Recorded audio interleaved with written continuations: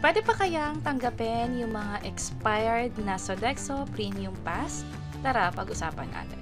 By the way, kung first time mo sa channel na to and gusto mo pa ng mga online tutorial videos katulad nito, please click the subscribe button. Meron ako nakitang Sodexo Premium Pass at nakita ko na expired na to, December 31, 2021. At nakalagay na for revalidation. Buti na lang nung chinek ko yung nasa likuran nito, pwede pa palang ipa-revalidate. So, ang ginawa ko ay tumawag ako sa customer service ng Sodexo. Pero yun pala ay wala ng customer service doon. So, ang ginawa ko ay tumawag ako sa Ploxy. Yung Sodexo pala ay Ploxy na ngayon. Ito yung numero nila na tinawagan ko. At mula doon nga, na-confirm nila na pwede pa naman tong magamit. Yun nga lang, hindi sila magbibigay ng panibagong gift certificate or premium pass.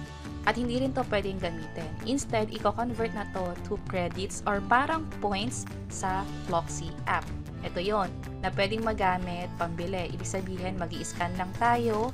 And then, pwede na itong magamit sa mga establishment katulad ng supermarket, sa mga mall, or kahit sa mga online shop, pwede itong magamit. Ang kagandahan pa dyan ay pwedeng paunti-unti. Kung dun sa gift certificate na meron tayo, kung less than 500 yung binili natin, wala nang sukling ibibigay sa atin. Dito sa Ploxy app, halimbawa 300 lang yung nagamit natin, 300 lang din yung mababawas dito sa credits natin.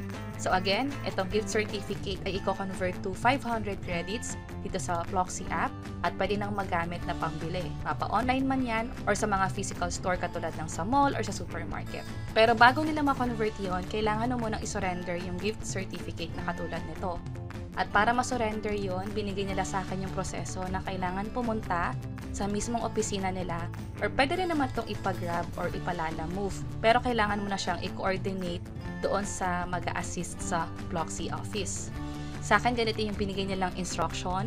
Pero sa inyo, ang suggestion ko ay mas mabuting tumawag muna sa customer service ng Ploxy. Baka kasi iba na yung proseso nila.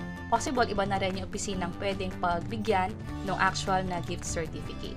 At i-highlight ko lang ulit na hindi na nila tinatanggap yung 2012 and older na gift certificate. Yung 2012 and above lang na katulad nito, yung pwede nilang i-convert to credits. And that's it. Sana nakatulong tong video na to. Kung pakiclick ang like button at para sa iba't ibang mga tutorial videos pa, pwede nyo i-check ito nasa baba. Sana makatulong and see you sa mga next videos. Bye-bye!